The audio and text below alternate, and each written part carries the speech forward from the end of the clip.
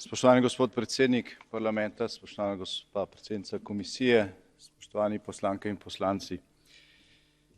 Pred skoraj natančno 30 leti smo Slovenci ustvarili svojo lastno državo. Leto prej smo si sami izborili prve večstrankarske volitve.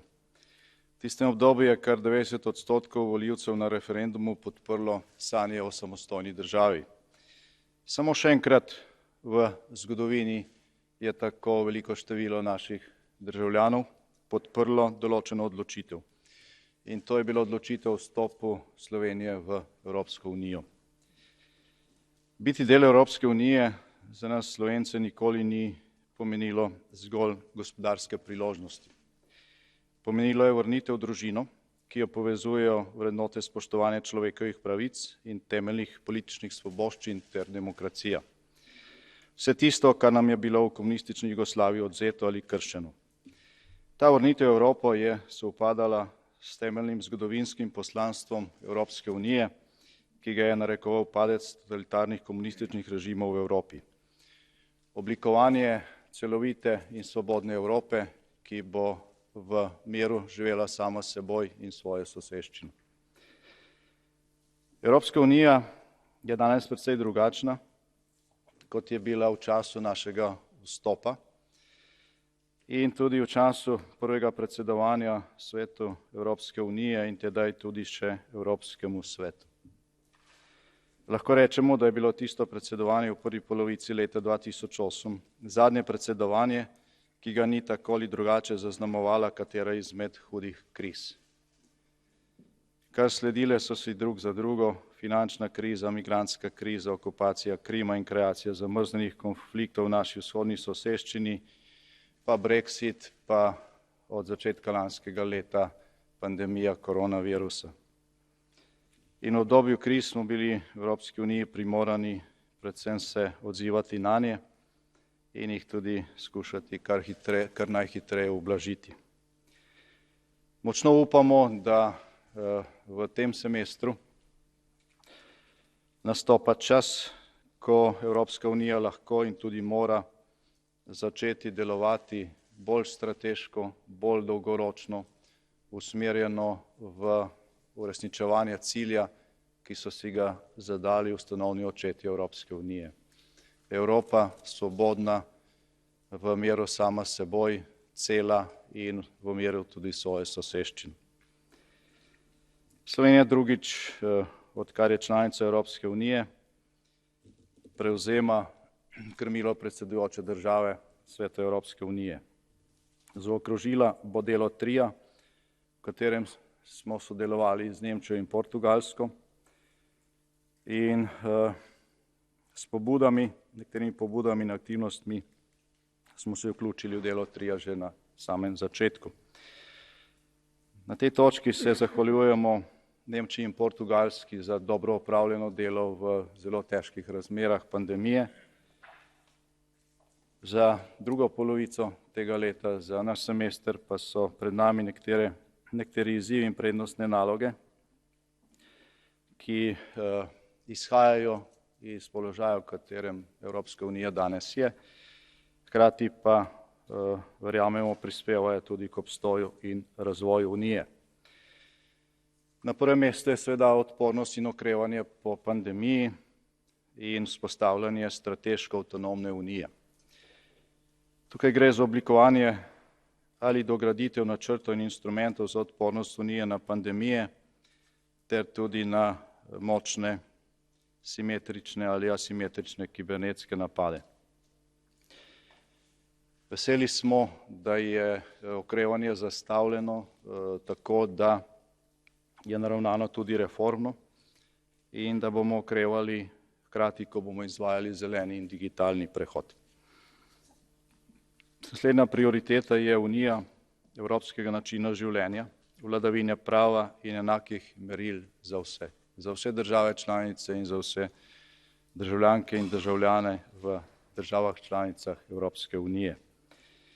Tukaj gre tudi za unijo uravnoteženih pravic in odgovornosti, visoke zaščite človekovih pravic in temeljnih svoboščin, vključno s pravico do svobode izražanja. Potem je prioriteta verodostojna in varna Evropska unija, unija, ki je sposobna zagotavljati varnost in stabilnost ne samo na svojem ozemlju, ampak tudi v svoji soseščini.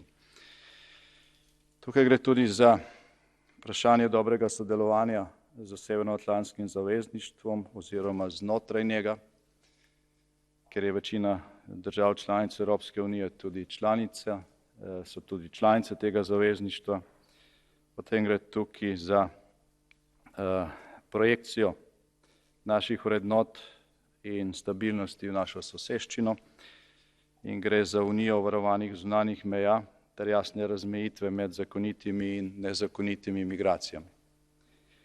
In potem je pred nami, oziroma smo že dobro začeli to konferenco o prihodnosti Evrope, oziroma točneje rečeno najprej konferenca in pogovor o prihodnosti Evropske unije in seveda tudi pogovor o prihodnosti Evrope kot kontinenta. Tukaj si želimo, da bo v naslednjih 6 mesecih organiziranih čim več razprav, odprtih, ki bodo odprte za vse, ki želijo prispevati svoje predloge za oblikovanje skupne evropske prihodnosti. Ker gre za vprašanje skupne evropske prihodnosti, smo k tej razpravi poklicani vsi, brez tega, da bi se kdo čutil za izvoljenega in poklicanega, da druge učijo evropske prihodnosti. Tukaj je potrebno zagotoviti enakopravno razpravo, da lahko vsak ne glede na razlike prispeva svoje poglede, kako si to skupno evropsko prihodnost predstavlja. Imamo temelje za to razpravo v veljavnih pogodbah, znotraj tega pa so dobrodošli vsi pogledi, tudi če si nasprotujejo, ker samo odkrita razprava nas lahko pripelje naprej. Dovolite mi, da predstavim nekaj ključnih poudarkov, vseh pač ni mogoče v tem času. In začenjam z izzivom, ki je še vedno pred nami, to je namreč pandemija COVID-19.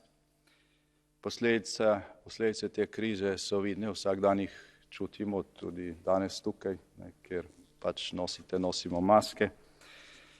Sprašujemo se, kaj bo v prihodnjih tednih in mesecih, ko bo neizogibno povečano število okužb z delto varianto in kakšna jesen nas čaka. Zdaj ob tem, ko seveda s veliko previdnostjo spremljamo kljub vsemu bistveno manjši pritisk pandemije in odpiranje javnega življenja, pa seveda delamo vse, da bi bili pripravljeni na ta morebitni 4. val in da ta ne bi predstavljal takšnih ovir in takšnih preizkušenj, kot smo jim bili priča lanske jeseni. Predvsem smo optimistični zaradi tega, ker vidimo, da evropska strategija cepljenja deluje, da daje rezultate.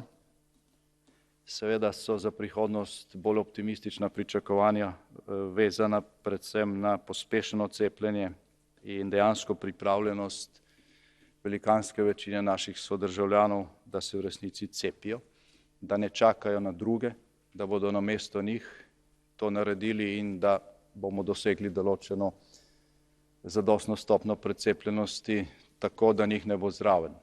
To je zdaj ključno vprašanje, kako naše sodržavljanke in sodržavljane prepričati, da je vsak, ki se cepi, tisti, ki prispeva k tem, da bomo prihodnje normalno živeli. In to kjerkoli v Evropi, ker kot vidimo, virus ne pozna meja in to je naš skupni izziv. Ena od stvari, zaradi katerih lahko kljub virusu bistveno bolj normalno živimo ali pa pričakujemo normalno življenje preko poletja in jeseni, je evropsko digitalno COVID potrdilo. Čestitke, ker ste tako v kratkem času dosegli dogovor med institucijami, tako da se to potrdilo dejansko že lahko uporablja in da to potrdilo omogoča tudi državam članicam prizadeva, ki so v nacionalni pristojnosti, da z uporabo tega potrdila živimo in organiziramo marsikaj bistveno bolj svobodno kot brez njega.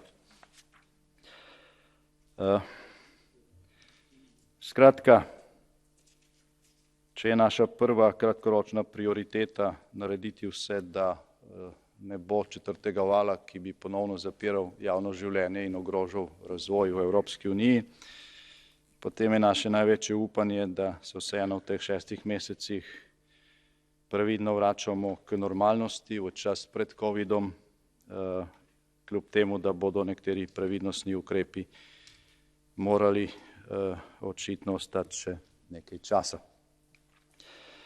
Odpornost in okrevanje Evropske unije in strateško avtonomna unija je nekaj, kar je prioriteta v tem času, ne glede na to, kdo vodi svet Evropske unije. Zdaj, tukaj poleg budnega, skrbnega in čim bolj usklajenega in koordiniranega nadaljnega spopadanja s pandemijo je torej pred nami odgovorna naloga okrevanja in tudi zagotavljanja bolj odporne prihodnje večje odpornosti Evropske unije, večje pripravljenosti na spopad z krizo, kakršna je bila epidemija. Zdaj, veliko je bilo v Evropi narejenega od začetka covid krize, ko se zaradi nepripravljenosti nismo najbolje znašli. Pravzaprav nobena država na svetu ni bila, mogoče par izjem držav, ki so hitro reagirale, ampak izven evropske celine, sicer pa nobena država na to ni bila pripravljena. In na začetku se nismo najbolje znašli, ampak danes je slika precej drugačna. Pravočasno je bil dosežen dogovor o načrtu za okrevanje, kar je velikanski uspeh. Tisti, ki smo bili zraven julija na tisti 4-dnevni seji Evropskega sveta, to neposredno vemo. Tukaj izrekam zahvalo komisiji, ki je na samem začetku razrahljala nekatere omejitve pri instrumentih potrebnega finančnega reagiranja na krizo. Zaradi tega nismo doživeli drastičnih padcev standarda in kriz, kot v času finančne in gospodarske krize, predvsem leta 2009, in zaradi tega je tudi okrevanje lažje. Evropska unija je tudi med vodilnimi pri raziskavah, proizvodnji in tudi izvozu cepiv. Evropska strategija cepljenja deluje. Tisto, kar je še potrebno narediti v tem trenutku in je pred nami, ni več odvisno od Evropske komisije, od Evropskega parlamenta, od vlad nacionalnih držav, zdaj je to odvisno od vsakega posameznika. Imamo inštrument, imamo cepiva, zdaj je na vas, spoštovani državljanke in državljani, spoštovani Evropejci, da to uporabimo in da to epidemijo dejansko zaustavimo. In smo tudi na točki, ko lahko pomagamo drugim. Evropska unija je daleč največji solidarnostni darovatelj, tisti, ki daruje cepiva. Zaenkrat je tega preko 100 milijonov doz za manj razvite države in to lahko v prihodnosti še bistveno krepimo in to je tudi potrebno. Zdaj, v času covid krize smo se naučili nekaj zelo pomembnih naukov. V gradivu Evropske komisije Lessons Learned so bolj podrobneje našteti, jaz naj omenim samo nekatere. Jasno je, da potrebujemo skupni evropski načrt za spopadanje s krizami, kot je covid, načrt za primere, ko je takšna kriza, ko je takšna nevarnost simetrična, ko prizadene vse, pa tudi načrte za situacije, ko je nevarnost asimetrična, ko prizadene samo nekatere države članice in ko jim lahko drugi pomagamo. Zdaj, tukaj je zelo pomembno vedeti, kaj lahko naredimo skupaj in kdaj je potrebno nekaj narediti skupaj.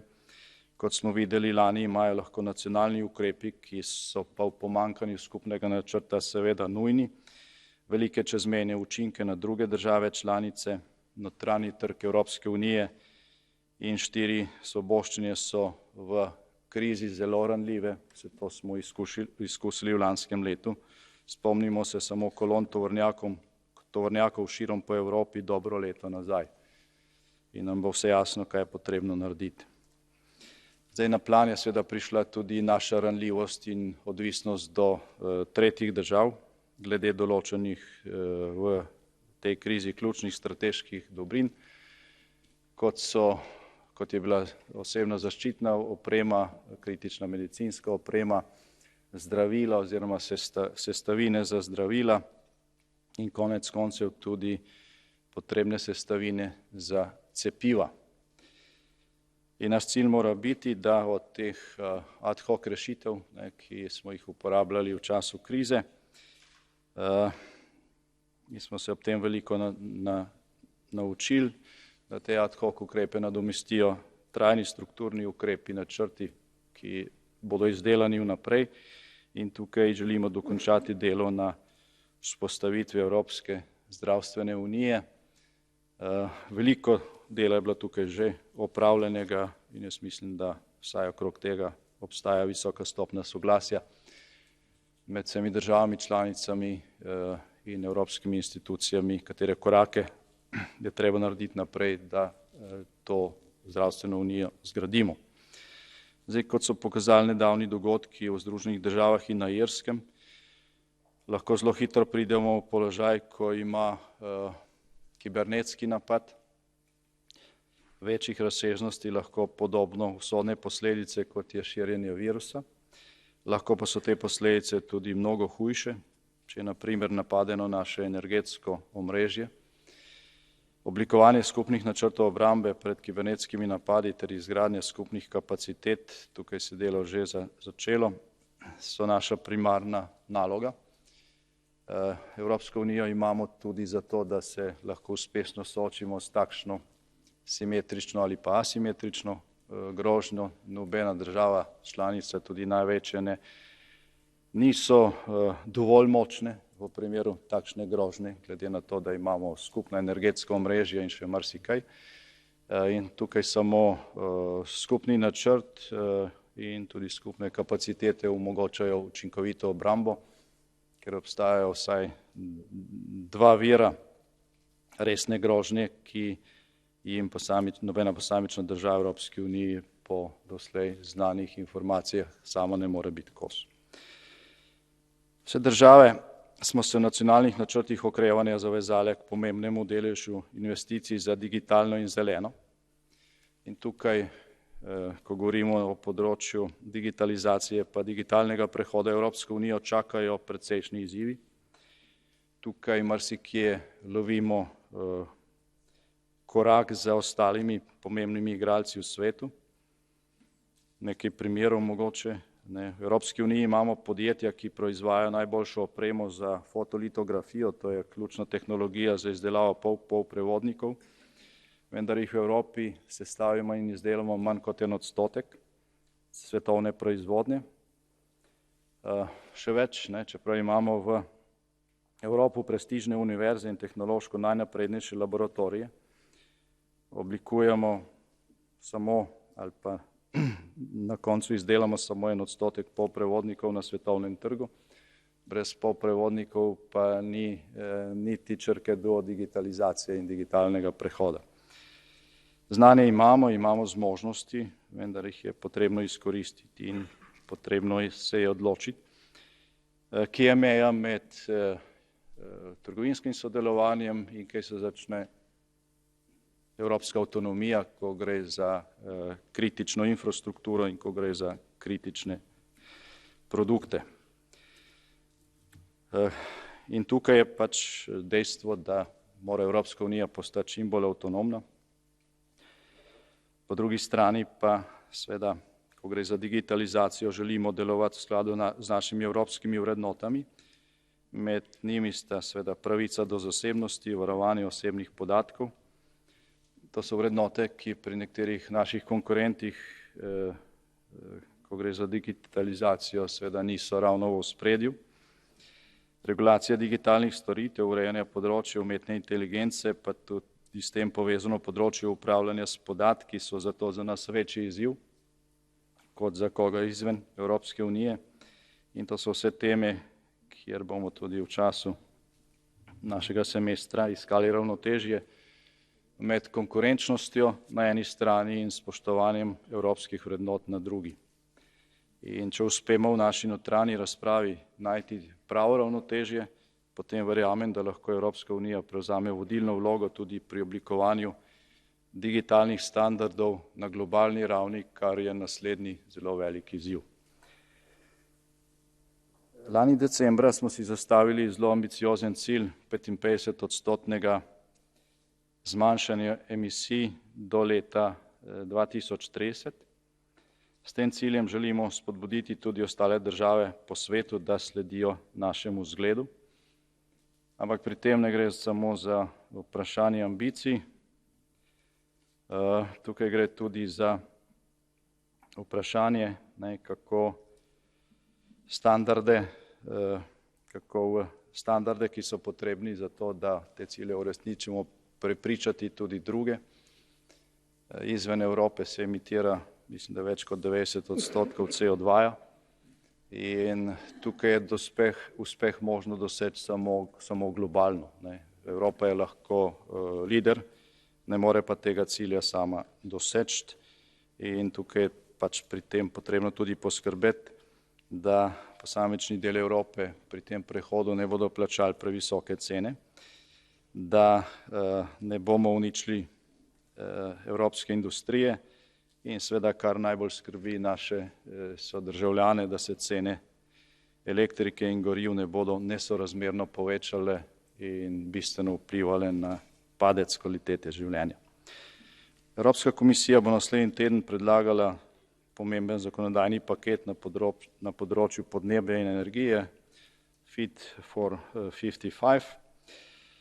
Pričakujemo, da bo predstavljen predlog, ki bo uravnotežen in pravičen do vseh in na ta način se lahko nadejamo, da bomo dogovor o tem, kako pretopiti naše ambiciozne cilje na področju podnebja v zavezujoče pravo, lahko dosegli v čim krajšem času. To je bila tudi dobra podlaga za delovanje Unije na mednarodnem področju, predvsem na podnebnih pogajanjih letos novembra v Glasgowu. Unija evropskega načina življenja, vladavine prava in enakih meril za vse. Evropejci, roko na srce, ne razmišljamo pogosto o tem, kaj pomeni evropski način življenja, ker ga pač živimo, smo sredi njega. Zdi se nam samoumeven, a seveda ni tako. Socialno tržno gospodarstvo je evropski izum, drugje po svetu ureja ekonomske in socialne odnose nekoliko ali pa precej drugače kot mi. Marsikdo nam tudi zavida naše rešitve. Ko se torej pogovarjamo o evropski zakonodaji na področju minimalne plače ali o čezmejnem prenosu pravic socialne varnosti, imejmo pač to v mislih. Imamo recimo tudi evropski model športa. Ta ne temelji na elitizmu, v principu ne temelji na elitizmu ali izključevanju, ampak na enakih izhodiščnih možnostih za vse, na povezovanju lokalnih skupnosti, na pripadnosti in seveda v samem srcu evropskega načina življenja so nekatere naše skupne evropske vrednote, to je enako dostojanstvo vsakega človeka, iz tega izhajajoče neodtujljive človekove pravice in temeljne politične svoboščine. Spoštovanje vladavine prava na osnovi enakih meril je ključno za zaupanje državljanov in državljank v javne ustanove, je tudi ključen pogoj za medsebojno zaupanje med državami članicami v Evropski uniji in pri vprašanjih vladavine prava nam mora biti jasno, da na koncu, če gre za vladavino prava, o tem, kaj je prav in kaj ni prav, vedno odloči neodvisna sodna instanca, ne pa politični organ. Tukaj je prav tako pomembna kakovost delovanja pravosodnega sistema. Ta mora temeljiti na neodvisnem, nepristranskem in neselektivnem sodstvu, ki vsaki državi članici stremi k pravičnosti in zagotavlja pravno zaščito brez odlašanja in brez nerazumno dolgih rokov. Kar človeštvo govori o pravu, velja pravilo, da je pravica odložena, pravica odrečena. Posebno pozornost bomo namenili tudi svobodi in pluralizmu medijev ter tudi boju z lažnimi novicami. Zdaj ta je še posebej potreben v okoljih z medijskimi monopoli, ki že obstajajo tudi v Evropski uniji. Ob tem slovensko predsedstvo opozarja na resolucijo Parlamentarne skupščine Sveta Evrope številko 1096 in resolucijo Evropskega parlamenta o evropski zavesti in totalitarizmu. Usmeritve in opozorila, ki izhajajo iz njih, so za razvoj odpornih, vitalnih demokracij trajnega pomena, še posebej pa za udejanjanje zgodovinskega cilja celovite in svobodne Evrope, ki je v miru sama s seboj. Nekatere usmeritve in opozorila obeh resolucij v nekaterih mlajših evropskih demokracijah še niso realizirana. Prav v tem vidimo del globljih razlogov za medsebojne nesporazume glede vladavine prava v posameznih članicah Evropske unije. Mnogi niso pripravljeni ali sposobni videti primerov, v katerih standardi in jamstva vladavine prava v resnici ne ščitijo evropskih vrednot iz člena 2 pogodbe o Evropski uniji, ampak prav nasprotno, institucijam pravne države, ki so s prehodom v demokracijo le formalno prevzele nove vloge, niso pa jih ponotranjile, služijo predvsem za obrambo neupravičenih privilegijev in za ohranjanje kulture delovanja, zgrajene v desetletjih nedemokratičnih ureditev in praks, ki krčijo prostor svobode in združujejo zakoreninjene neenakopravnosti in tudi krivice. O teh vprašanjih bomo spregovorili tudi na mednarodni konferenci, ki jo bomo organizirali v Sloveniji ob Evropskem dnevu spomina na žrtve vseh totalitarnih režimov 23. avgusta letos. Naša skupna odgovornost in trajna naloga je tudi ohranjati živ spomin na to, da se je zavest o nujnosti evropskih integracijskih procesov izoblikovala prav v težkih in nedemokratičnih zgodovinskih preizkušnjah 20. stoletja, ki so doletele in zaznamovale narode današnjih članic Evropske unije, čeprav vsakega na svoj način in za različno dolgo časovno obdobje. Verodostojna in varna Evropska unija je sposobna zagotavljati varnost in stabilnost tudi v soseščini. Mi verjamemo, da je čas, da postane Evropska unija bolj strateška v razmišljanju in dejanjih pri njenem delovanju v svetu in to še posebej velja za našo neposredno soseščino. Slovenija kot predsedujoča Svetu Evropske unije bo zato v tem semestru v ospredje postavila sodelovanje Evropske unije z regijo Zahodnega Balkana, pa tudi z vzhodno soseščino. Ko govorimo o Zahodnem Balkanu, gre za regijo, ki je strateškega pomena za Unijo, zato bomo skupaj s predsednikom Evropskega sveta oktobra v Sloveniji so organizirali vrh Evropska unija Zahodni Balkan. Po našem mnenju je širitev Evropske unije logičen odgovor na strateške izzive, ki jih imamo, ki so pred nami in tako v vzhodni soseščini kot na Zahodnem Balkanu. Slovenija iz lastnih izkušenj dobro ve, kako pomembna je evropska perspektiva za izvajanje reform v procesu pristopnih pogajanj. Ta perspektiva pa mora biti oprejemljiva in sicer takšna, da je v njeno uresničitev možno verjeti že v času življenja aktualne generacije, sicer to ni več spodbuda. In ta oprijemljivost mora navdihovati in biti vir politične energije potrebne za izvajanje nujnih reform na politični ravni, mora biti vir energije in fokus politične zavesti državljanov, da lahko nudijo od spodaj navzgor podporo tem reformam. Naš cilj je, da se ponovno potrdi, obudi in poživi evropsko perspektivo držav Zahodnega Balkana, ki je bila dana na vrhu v Solunu že leta 2003. In jaz mislim, da če to storimo, potem bomo dokazali, da smo tukaj strateški igralec. Če pa tega nismo sposobni izvesti, če ne naredimo koraka naprej na Zahodnem Balkanu, bo te korake delal nekdo drug in ta ima drugačne interese in drugačne vrednote. Z regijo Zahodnega Balkana je tesno povezano tudi vprašanje migracij. Tu poteka ena izmed dveh večjih migracijskih poti v Evropsko unijo, mislim na ilegalne migracije. In ko gre za migracije, tudi tu je zahteven dosje na mizi. Mislim, da se večinoma strinjamo glede pomena sodelovanja z državami izvora in tranzita migracij. Teoretično vemo, kaj je potrebno tukaj narediti. Prav tako ni razlik med nami glede pomena krepitve nadzora nad zunanjo mejo, tu je visoko stopnja soglasja. Manj strinjanja pa je seveda glede nekaterih delov pakta za migracije, kot so vprašanje relokacije in solidarnosti ter odgovornosti. In tukaj pač iščemo rešitve, ki bodo sprejemljive za vse države, ker samo na ta način lahko zagotovimo, da bo nov sistem na koncu zaživel tudi v praksi. Nezakonite migracije so v preteklih letih močno obremenile tudi delovanje šengenskega območja. Schengen je ena najpomembnejših pridobitev našega integracijskega procesa.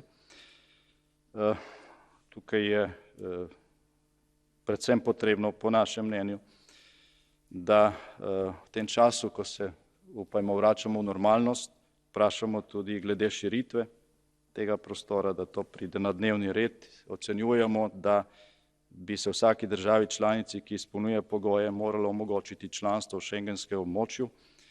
Po našem mnenju Bolgarijo, Romunijo in Hrvaško po nepotrebnem držimo v čakalnici in to ne koristi ne njim, ne Evropski uniji. In dovolite mi čisto na koncu še nekaj stavkov glede konference o prihodnosti Evrope. Jaz sem vesel, da je zaključena razprava o organizacijskih vidikih konference, da je zdaj čas za vsebinsko razpravo, čas, da se sliši glas Evropejcev. Na podlagi te razprave je možnost pomladi naslednje leto sprejeti zelo konkretne zaključke. Mislim, da smo pred veliko priložnostjo za to odkrito razpravo, da je nekako pač ta čas konference o prihodnosti Evrope, da se upada z številnimi vprašanji, ki so odprta ali pa ki so ponovno odprta. V Sloveniji bomo v okviru letošnjega Blejskega strateškega foruma organizirali razprave o prihodnosti Evropske unije, na katere bodo vabljeni številni gostje iz institucij Evropske unije, nacionalni voditelji, nekdani voditelji, ki so sodelovali v razpravah o Ustavi za Evropo, Lizbonski pogodbi, evropski think tanki, državljanke in državljani in seveda vabljeni ste tudi predstavniki vseh političnih skupin v tem parlamentu. Tukaj so odprta številna vprašanja, recimo slabi demografski trendi večine držav članic in različni pogledi na rešitve demografskega vprašanja. Potem se v velikem delu Evropske unije recimo soočamo z nizko volilno udeležbo na volitvah v Evropski parlament. Odprta so druga temeljna vprašanja evropske demokracije, vprašanje razkoraka med povprečnim Evropejcem in evropskimi institucijami, poskusi nevoljenih subjektov, da bi prevzeli vlogo tistih, ki jih izvolijo volivci. Imamo vse več potrošenega časa za medsebojne politične prepire znotraj Evropske unije in zato manj časa za resne razprave o strateških in razvojnih dilemah. Smo na razpotju mnogih poti, potrebujemo pa tudi nekaj odgovorov ali pa vsaj razprava o tem, katero smer zastaviti odgovore glede nekaterih strateških, zunanjepolitičnih in varnostnih dilem. Recimo, kako krepiti vlogo Evropske unije, da bo sposobna močneje vplivati na trende globalizacije. Ko smo sprejemali Lizbonsko pogodbo, sam sem med podpisniki v Lizboni, smo rekli, s to pogodbo bo Evropska unija sposobna usmerjati globalizacijo. Danes se moramo vprašati, kje smo to dejansko sposobni in kje je potrebno narediti še zelo veliko, da bomo. Potem je potrebno doseči soglasje okoli vprašanja, ali je hitra širitev Evropske unije na Zahodnem Balkanu in vzhodni soseščini strateški odgovor na strateške izzive in kako doseči soglasje o tem.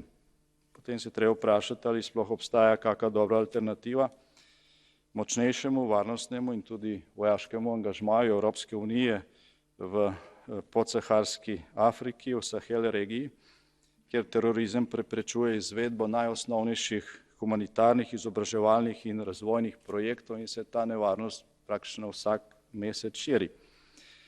Potem, kako opredeliti dolgoročni odnos med Evropsko unijo in Rusko federacijo, med Evropsko unijo in Turčijo, ki postaja najvplivnejši dejavnik v Sredozemlju. Potem že omenjeno, ki je meja med gospodarskimi ter trgovinskimi odnosi med Evropsko unijo in Kitajsko in potrebno strateško avtonomijo Evropske unije.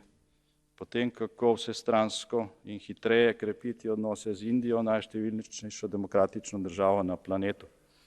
Jaz mislim, da potrebujemo v tej razpravi tudi odkrit pogovor o, recimo, naši odgovornosti za žrtve in trpljenja, ki so bile in še bodo, ker se umikamo iz Afganistana in ljudi tam na milost in nemilost prepuščamo Talibanom. Pa doseči moramo dogovor o tem, da v bodoče ne sodelujemo pri aktivnostih, ki nekaj zgolj razsujejo, ne omogočijo pa postavitev nečesa novega, boljšega, trajnega.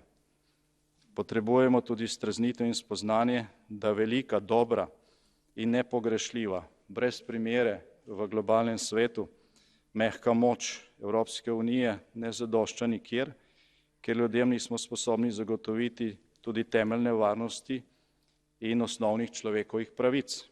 Da Evropska unija, če hoče postati najprej prva regionalna, potem pa tudi enakopravna globalna sila, enostavno potrebuje kombinacijo mehke in trde moči. Spoštovani poslanke in poslanci, za našo kratkoročno prihodnost je trenutno najpomembnejše, da ustavimo pandemijo in čim hitreje okrevamo po njej in da v okrevanje vključimo tudi digitalni in zeleni prehod. Za dobro prihodnost nasploh, za dobro prihodnost naše in prihodnjih generacij Evropejcev pa je najpomembnejše, da se odkrito pogovorimo o odprtih strateških dilemah in najdemo skupne rešitve, ki omogočajo pot naprej. Najlepša hvala. Grazie.